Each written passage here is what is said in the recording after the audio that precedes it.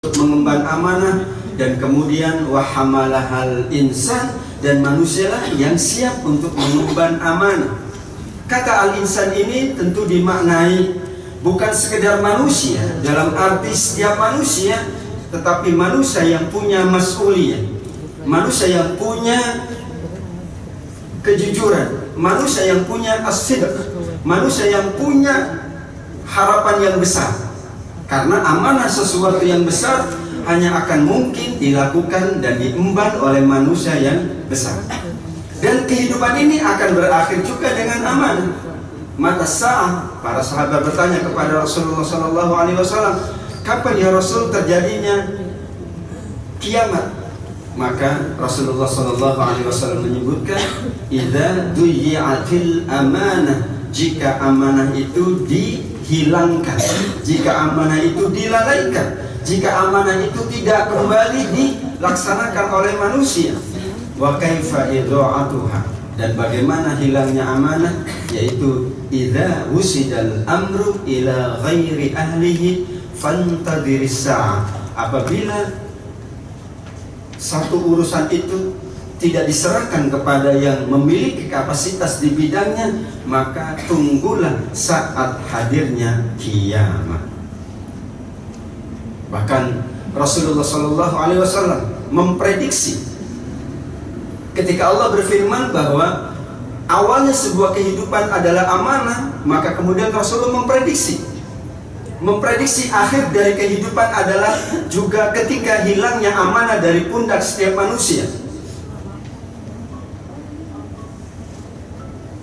La taqumus sa'atu hatta yuktamanul kha'inu wa yukhanu al-aminu. Ini hadis sahih, ya, ada di silsilah ahadits sahihah Imam Al-Albani rahimahullah ta'ala, bahwa tidak akan terjadi hari kiamat sampai orang yang jujur, orang yang dipercaya dianggap berkhianat, dipandang berkhianat, tetapi orang yang selalu berkhianat malah dipandang yang paling amanah, yang paling mampu menjalankan amanah tersebut dengan sebaik-baiknya. Jadi ada keterbalikan, bahwa yang jujur, yang amanah dianggap melakukan khianat, dan yang khianat justru dipandang sebagai orang yang layak untuk mengemban amanah. Na'udzubillah. Ini banyak, ada Bu Aminah nggak namanya? Kalau dihitung antara Pak Amin dengan Bu Aminah, banyakkan Bu Aminah ternyata. Betul. Sehingga yang banyak mengemban amanah sepertinya para akhwat, ya. Karena kebanyakan Bu Aminah daripada Pak Amin, banyakkan Bu Aminah. Akhwati fillah, ummahat yang dimuliakan Allah Subhanahu wa ta'ala. Kita awali dari surat An-Nisa ayat 58. Innallaha ya'murukum an tu'addul amanati ila ahliha wa idza hakamtum bainan nas an tahkumu bil 'adl innallaha ni'ma ya'izukum bih innallaha kana sami'an basira. Sesungguhnya Allah Subhanahu wa ta'ala memerintah kepada kalian, ya'murukum. Kata ya'murukum difahami oleh para ulama tafsir, diperintahkan kepada kullim minkum, setiap dari kalian tanpa terkecuali. Tidak ada manusia yang tidak punya amanah, sekecil apapun, apalagi sebesar apapun. Karena innallaha ya'murukum, ya'muru kullam minkum, setiap kalian pasti akan diperintahkan dan punya amanah yang harus dilaksanakan. Apapun itu, sekecil apapun itu, tetap namanya adalah amanah. Innallaha ya'murukum ya'muru kullam minkum. Tetapi al-amanah al-kubra, amanah yang besar adalah wa idza hakamtum bainan nas an tahkumu bil 'adl. Amanah yang paling besar adalah amanah kepemimpinan dalam konteks yang lebih besar, karena ayat ini dikorelasikan dengan wa idza hakamtum, jika kalian memutuskan di antara manusia. Siapa yang punya hak untuk memutuskan? Pemimpin. Pemimpin dalam skala yang lebih besar. Wa idza hakamtum bainan nasi an tahkumu bil 'adl. jika kalian mendapatkan amanah kepemimpinan dan kemudian kalian diminta untuk memutuskan perkara di antara manusia, maka putuskanlah dengan cara yang seadil-adilnya. Nah, ini ayat yang pertama, bahwa setiap kita ya'muru kullam minkum itu pasti akan mendapatkan amanah. Karenanya Allah perintahkan dengan tanpa terkecuali setiap kita harus menjalankan amanah itu dengan sebaik-baiknya, dan Allah Maha mendengar lagi Maha melihat. Sebagai ulama tafsir memahami ayat ini sebagai ayat yang paling prinsip dalam konteks amanah, karena ada al-amr ya'murukum. Ya, perintah dalam Al-Quran kan macam-macam ya. Ada wa qadha rabbuka, itu juga perintah. Kutiba alaikumus siyam, itu juga perintah. Apalagi perintah di Al-Quran? Apalagi? Innallaha katabal ihsan, itu juga perintah. Kataba, qadha, syara'a lakum, itu juga perintah syara'a. Tapi ketika perintah itu langsung dengan kata yang memang secara bahasa artinya perintah, ya'mur, itu lebih kuat. Kenapa? Karena langsung Allah menggunakan redaksi ya'murukum. Ya, beda dengan wa qadha, meskipun sama, tetapi secara bahasa ya'murukum itu adalah perintah yang langsung, dan perintah itu punya nilai yang besar. Karenanya setiap manusia yang beriman kepada Allah Subhanahu wa ta'ala harus menunaikan amanah dengan sebaik-baiknya, karena ada kata ya'murukum antu addul amanata ila ahliha. Siapa? Dalam konteks amanah ada dua. Pertama, mereka yang memegang amanah, dan yang kedua, mereka yang harus mendapatkan manfaat dari amanah itu. Dua-duanya adalah satu kesatuan dalam ayat.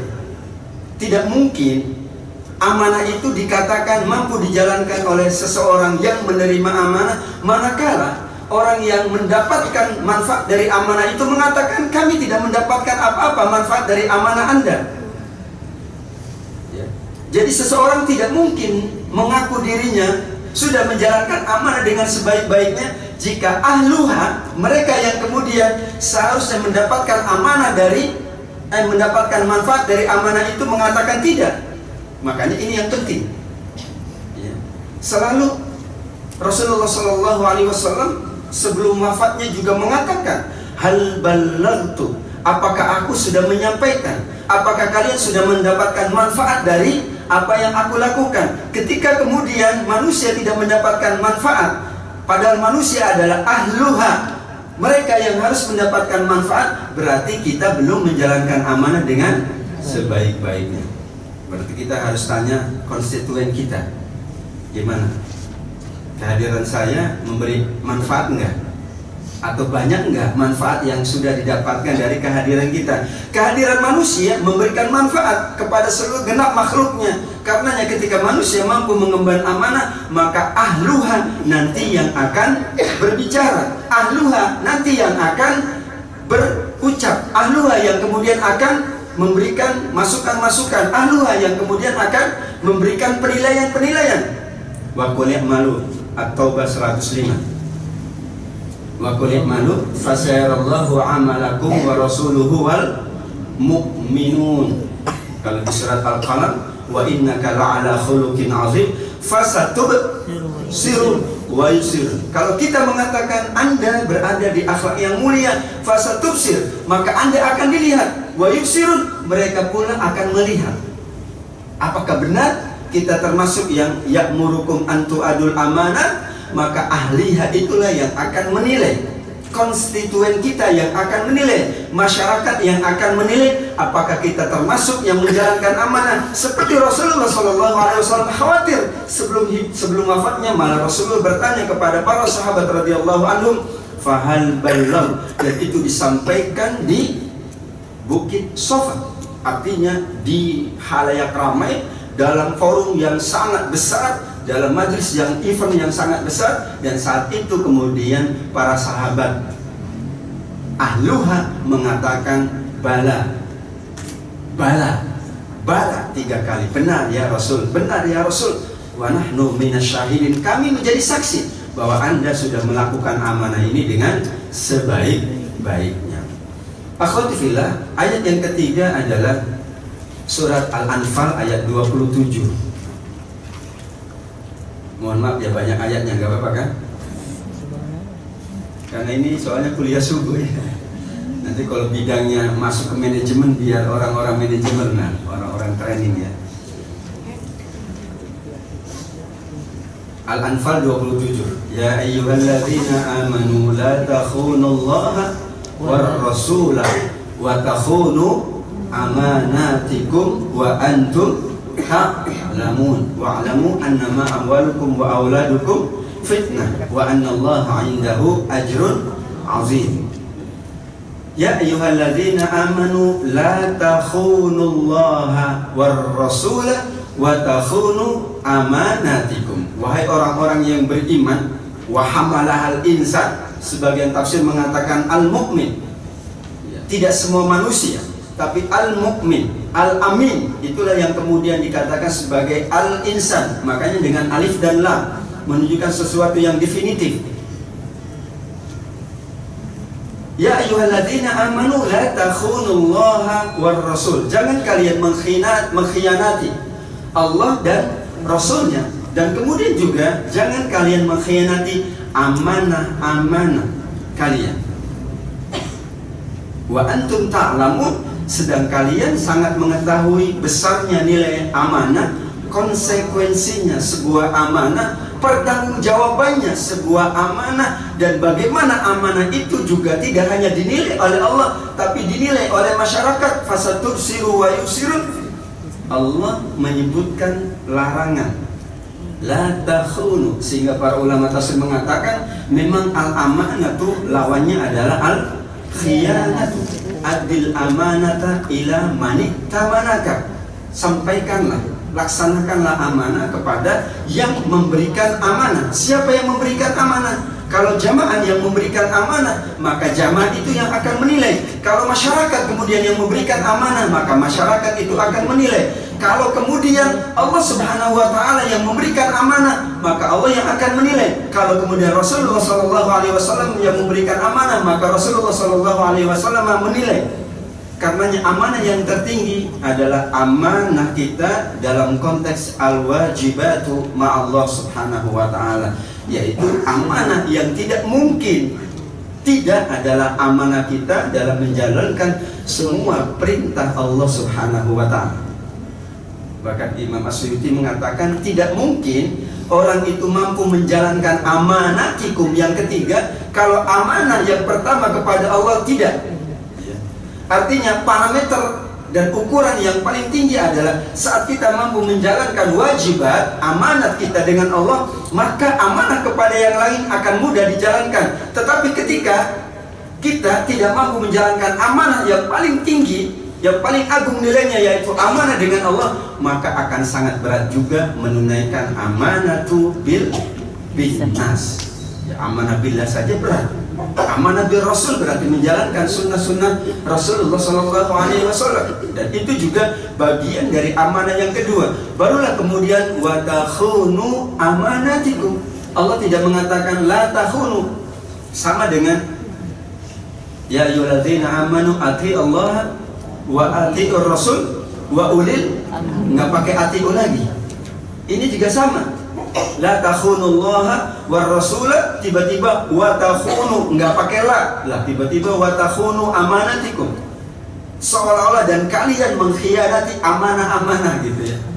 Padahal itu ada la-nya, la takhunullaha war rasula wa la takhunu amanatikum. Kenapa? Karena ketika mampu menghadirkan amanah, menjalankan amanah dalam konteks al-wajibatu billah wal wajibatu bir rasul, maka akan sangat mudah juga menjalankan al-amanatu yang terkait dengan bainan nas, antara manusia. Sama dengan ati Allah, ketika mampu taat kepada Allah, ketika mampu taat kepada Rasul, maka juga akan mampu taat kepada ulil amri. Artinya taat ulil amri adalah diikat dengan ikatan taat kepada Allah dan taat kepada Rasul. Demikian juga menjalankan amanah kepada manusia manusia diikat dengan ikatan amanah kepada Allah dan amanah kepada Rasul.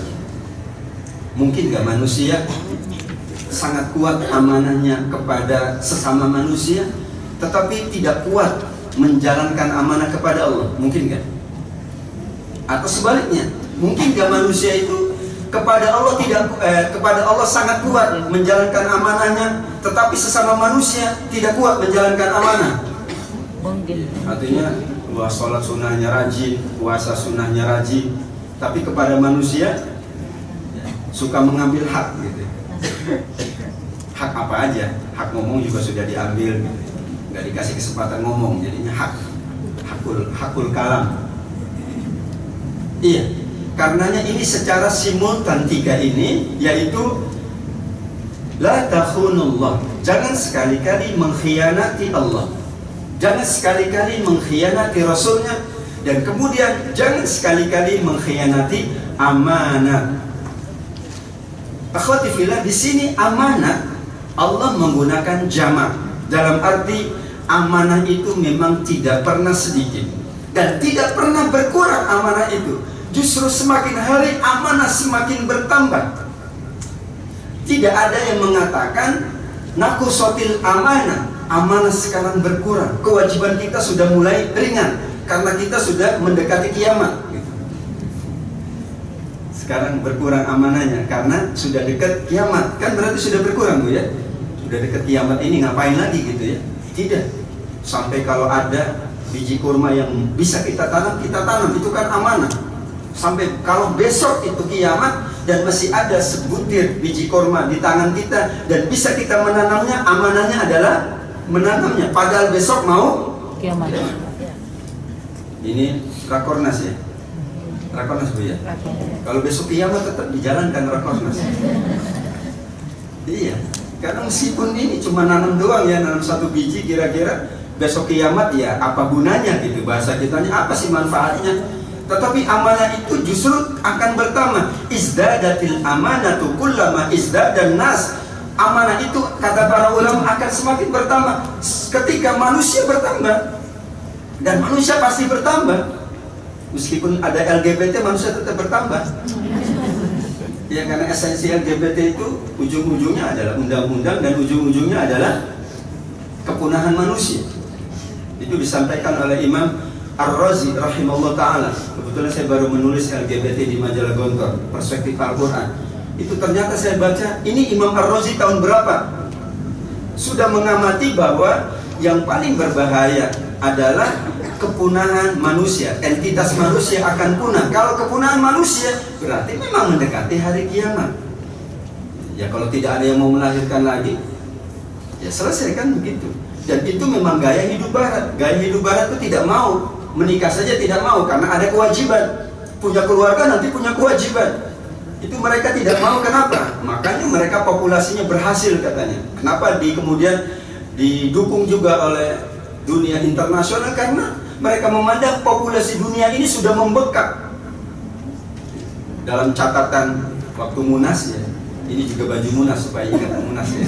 Munas apa, Ustaz? Hasil dari Munas IKD ya. Itu ada catatan Bapak Panglima luar biasa. Ada data yang mengatakan sekarang perkembangan manusia itu per sekian tahun 1M. Awalnya per 20 tahun 2M, per 20 tahun. Sekarang itu per tahun katanya 1M pertambahan manusia. Jadi wajar kalau didukung. Kenapa? Karena mereka mengingat populasi manusia itu jangan banyak. Ketika populasi manusia sedikit kan kemudian dalam konteks kesejahteraan lebih sejahtera. Itu bahasa mereka. Dan itu gaya hidup barat. Dan itu gaya hidup mereka karena mereka ya tidak mau punya tanggung jawab keluarga, punya tanggung jawab dalam rumah tangga. Karena mereka hanya melampiaskan nafsunya melalui jalur-jalur yang ilegal. Tidak mau. Karena kalau berumah tangga nanti gimana anaknya, nanti harus begini, bangun malam, macam-macam ya. Itu orang barat tidak mau ternyata. Ya, makanya mereka lebih suka dengan tadi, sesama jenis. Kenapa? Karena tidak ada tanggung jawab. Kullama izdadan nas izdadatil amanah. Setiap berkembang dan bertambah manusia, sesungguhnya adalah bertambah juga amanah yang harus dijalankan. Karena berarti tingkat masolih dan tingkat manafiknya harus lebih besar. Karena mereka juga membutuhkan hadirnya masolih dan manafi. Karenanya amanah tidak mungkin akan berkurang. Semakin zaman ini berkembang, semakin manusia ini maju, semakin banyaknya manusia yang berada bersama kita, maka seharusnya, dan itu adalah sebuah kewajaran, amanah itu semakin besar. Waktu belum menikah amanahnya ya cuma itu.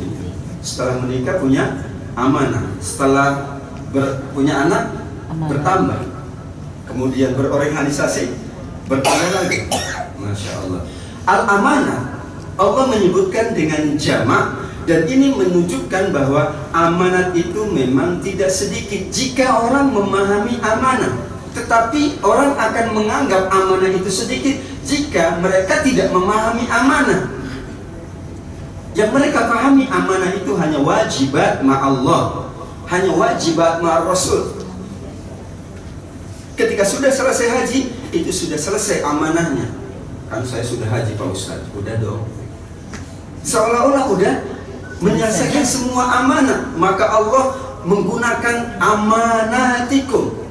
Ketika mengatakan tentang Allah dan tentang Rasulnya, tidak digunakan amanah, hanya mengatakan la takhunullah war rasul. Tidak ada kata amanah. Tetapi ketika berhubungan dengan manusia, amanatikum wa takhunu amanatikum. Betapa besarnya amanah yang terkait bainan nas. Bahkan awqatuna, waktu-waktu kita ternyata yang terbanyak adalah dalam rangka menjalankan amanah kepada manusia. Selesai sholat ada amanah kepada manusia. Selesai kemudian kita beribadah, faida farokta fansok, itu hubungannya dengan amanah manusia. Faida farokta artinya adalah ida adaikal wajib, ketika kalian setelah selesai menjalankan kewajiban dengan Allah, fansok, maka kemudian laksanakan kewajiban dengan manusia. Imam Tabari begitu. Jadi setelah selesai menjalankan sholat ada amanah kepada manusia, selesai menjalankan puasa ada amanah dengan manusia. Bahkan dalam kita menjalankan amanah dengan Allah, sebetulnya ada amanah dengan manusia. Luar biasa. Ayat berikutnya 28 ini dikaitkan dengan ayat 27 surat Al-Anfal, yaitu wa'lamu annama amwalukum wa auladukum fitnah. Tentu tidak mungkin ada ayat berikutnya yang tidak punya hubungan dengan ayat sebelumnya. Pasti urutannya adalah urutan yang sangat korelatif, punya hubungan antara satu ayat dengan ayat yang lain, bahkan antara surat dengan surat yang lain. Itulah munasabah bainal ayat atau surat, ya, bahwa ada hubungan. Ketika Allah berbicara tentang la takhunullaha war rasulah wa takhunu amanatikum wa antum ta'lamun, kemudian Allah memberitahukan wa'lamu annama amwalukum wa auladukum fitnah. Yang terberat dari semua amanah-amanah bainan nas adalah amanat fil amwal wal amanatu fil ahl.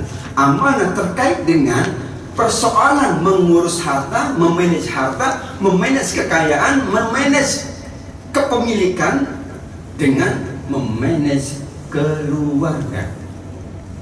Ya. Wa'lamu annama amwalukum, persoalan harta yang didahulukan.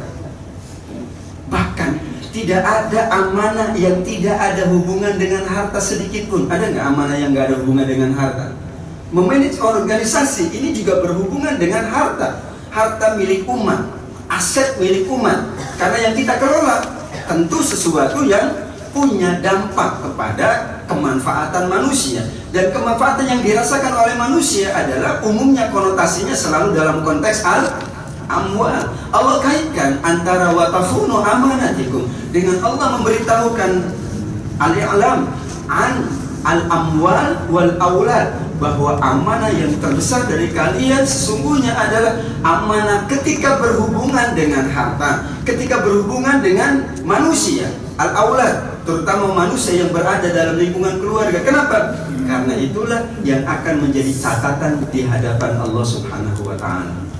Ada satu saja, satu rupiah harta yang kemudian kita mengabaikannya atau mengkhianatinya, pertanggungjawabannya belum selesai.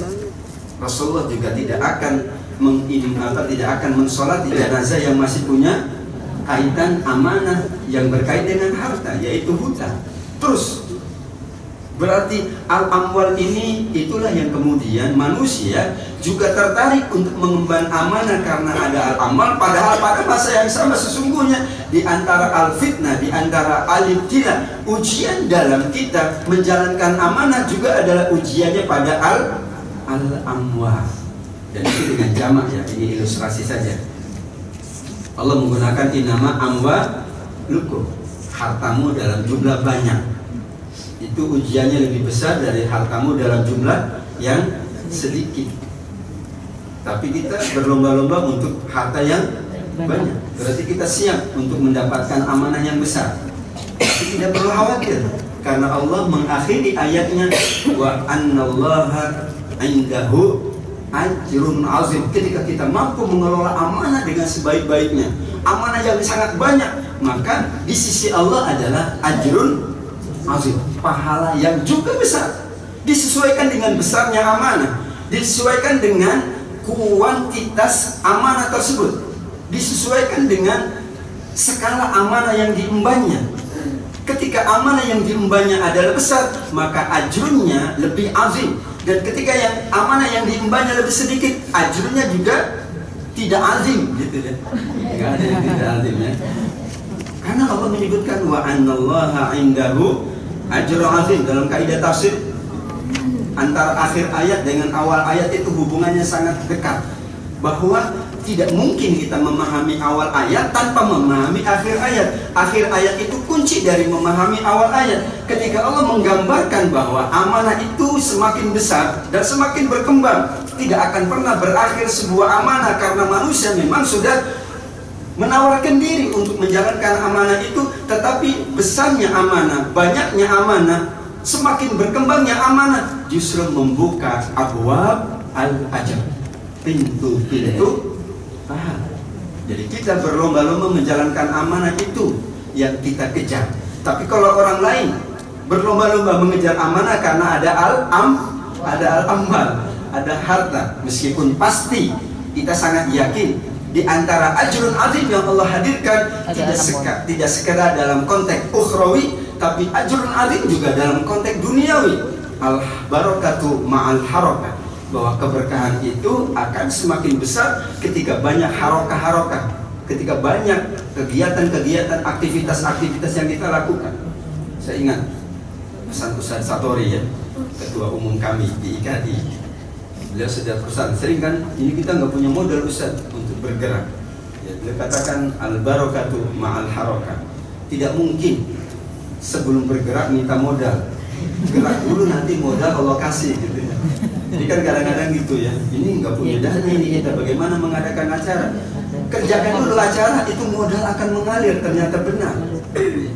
Karena kalau kita tidak punya agenda, tidak punya amal yang kita lakukan, orang juga akan segan untuk memberikan dananya. Tapi ketika programnya dan kemudian ada agenda-agenda yang dilakukan, itu subhanallah akan mengalir dana-dana yang tidak terbilang, min haitsu la yahtasib. Belum ada pendapatan sudah ada pengeluaran. Jadi kadang-kadang kan kendalanya dana ya. Memang itu kendala klasik. Baru dana. Tapi ternyata ketika ya kita menjalankan aktivitas, alhamdulillah ternyata dana itu mengalir bersama al-harakah, al-barakatu al-harakah.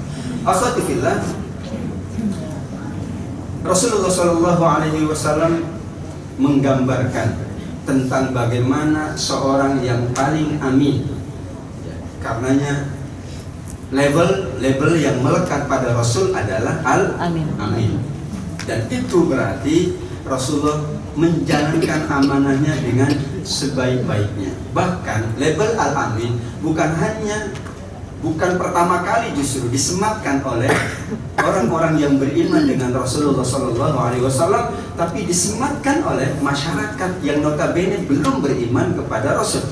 Jadi gelar al-amin itu bukan dari sahabatnya, bukan dari koleganya, bukan dari anggotanya, bukan dari abdonya, tapi justru gelar al-amin itu adalah dari masyarakat sekitar. Nah, ini catatan dari fikih sirahnya adalah bagaimana al-amin ya, gelar keamanahan itu justru muncul dari masyarakat umum, dari khalayak umum. Karena itu dari khalayak umum, maka fasayarallahu amalakum wa rasuluhu wal mu'minun wa qul i'malu. At-Taubah ayat 105 tadi mengisyaratkan bahwa amal kita tidak hanya nanti dinilai oleh Allah, tidak hanya dinilai oleh Rasulullah, dinilai oleh Allah adalah mimbar al-ikhlas, keikhlasannya yang dinilai. Oleh Rasulullah adalah apakah mengikuti manhajnya, apakah ittiba' sunnatihi, dan kemudian akan dinilai oleh manusia. Manusia menilai dari segi manfaat. Manusia tidak akan menilai dari segi keikhlasan. Ada nggak manusia menilai keikhlasan? Nanti kurang ikhlas. Jangan-jangan yang bicara itu tidak ikhlas. Nggak bisa kita ukur. Allah cukuplah Allah yang menilai keikhlasan kita. Makanya yunfikuna fis sarra'i wa dharra. Ada juga orang yang berinfak sembunyi-sembunyi dengan infak terang-terangan. Belum tentu yang sembunyi-sembunyi lebih ikhlas yang dari terang-terangan. Jangan-jangan yang terang-terangan lebih ikhlas daripada yang sembunyi-sembunyi. Karena penilaian ikhlas bukan di tangan manusia. Kita tidak menilai keikhlasan kiadah, dan itu tidak mungkin. Yang menilai biarkan Allah, karena itu adalah hak prerogatif Allah. Kita menjalankan saja, karena kadang-kadang orang kemudian ya tidak melakukan apa-apa alasannya belum ikhlas. Akhirnya tidak ikhlas-ikhlas. Kok belum dakwah? Daripada nggak ikhlas, mendingan tidak berdakwah. Itu sampai kapanpun ikhlas nggak akan datang. Kecuali tiba-tiba suaminya namanya Pak Ikhlas.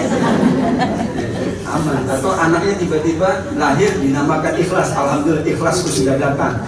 Ya, anaknya namanya Ikhlas. Ketika Allah sudah menilai keikhlasan kita, dan kemudian Rasulullah nilai adalah ittiba'u sunnah. Apakah kita mengikuti sunnah dalam arti yang umum? Bukan sunnah dalam arti yang difahami oleh masyarakat secara parsial, bahwa sunnah itu adalah ini dibatasi. Padahal sunnah itu adalah semua kehidupan Rasulullah adalah sunnah. Ya, semua thariq Rasulullah adalah sunnah. As-sunnatu at-thariqah. Semua jalan-jalan yang pernah dilalui oleh Rasul itu sunnah. Semuanya. Pada sekian banyak jalan yang pernah dilalui oleh Rasulullah. Bukan jalan A, bukan jalan B, sekian jalan. Karena as-sunnah itu adalah at-thariqah, jalan dakwahnya, jalan kehidupannya, jalan sekian banyak jalan yang sudah dilalui.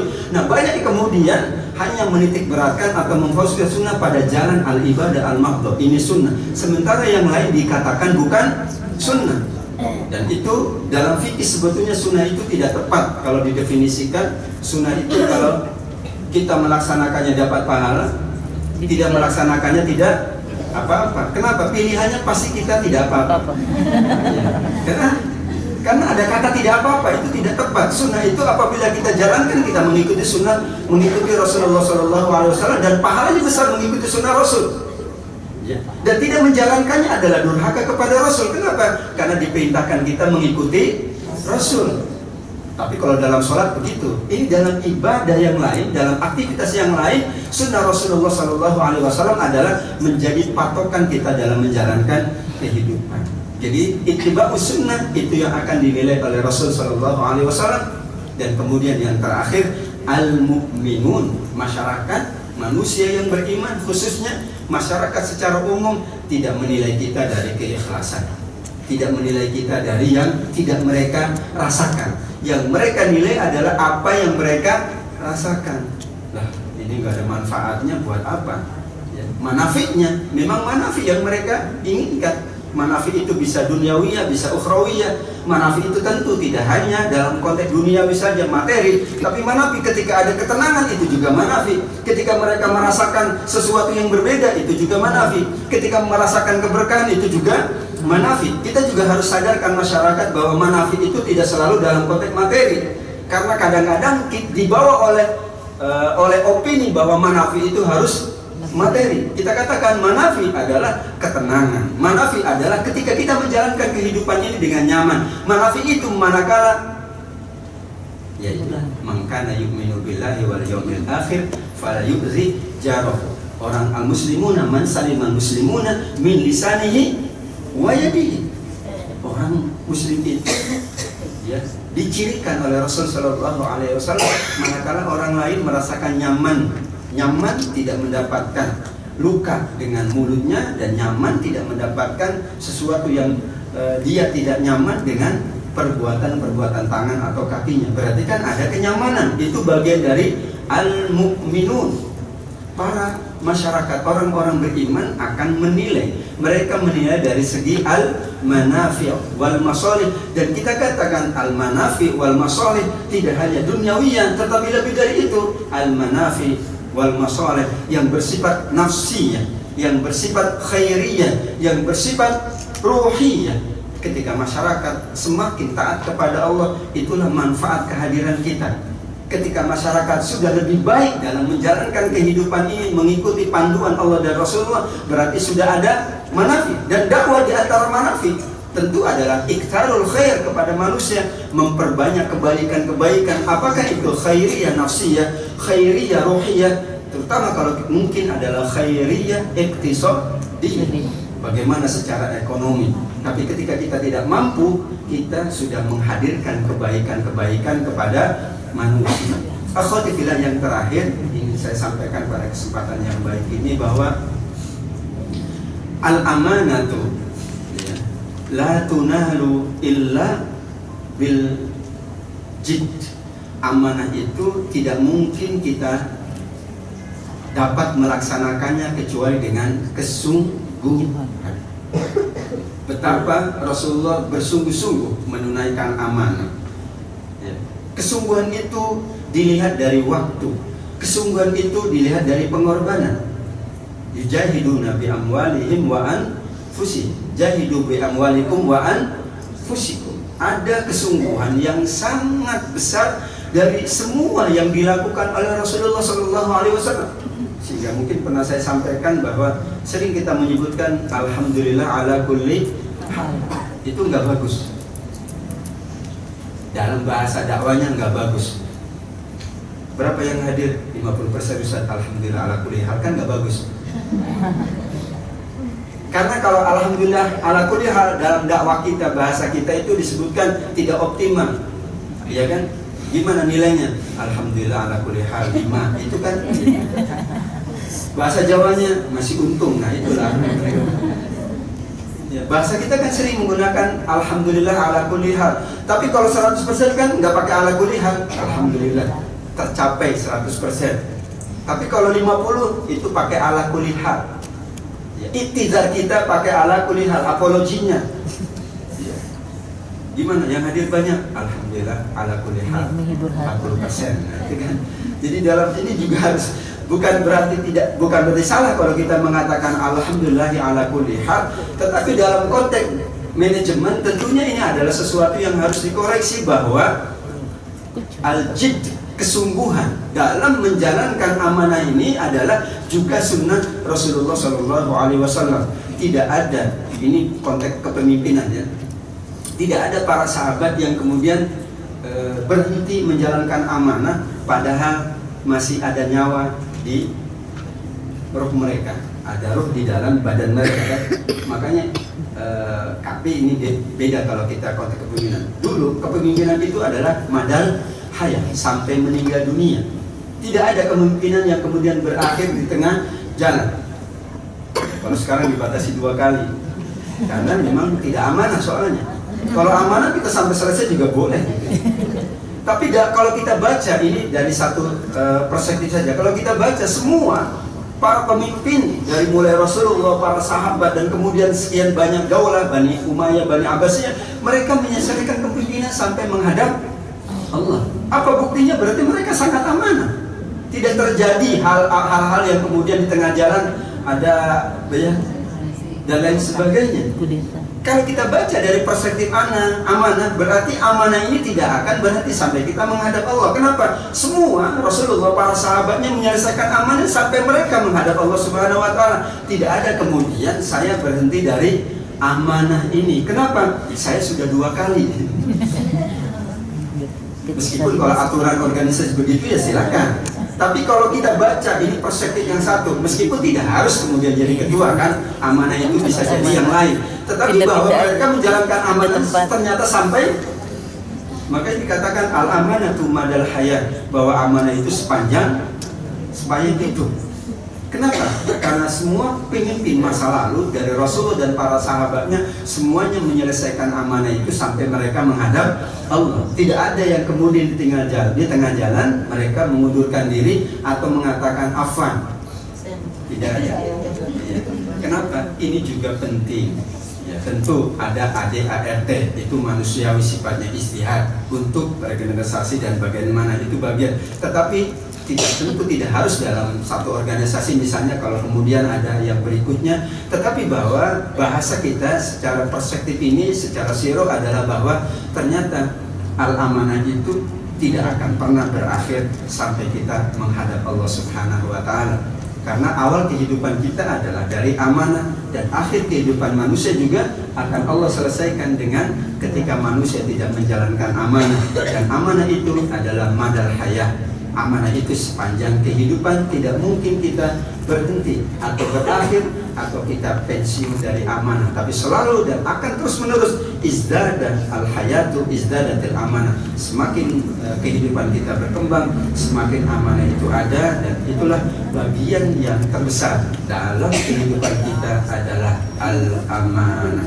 Mudah-mudahan kita dapat menjalankan amanah dengan sebaik-baiknya. Amanah terkait harta yang sedang kita kelola, karena amwal termasuk bagian dari amanah yang terbesar yang Allah langsung sebutkan di dalam Al-Quran.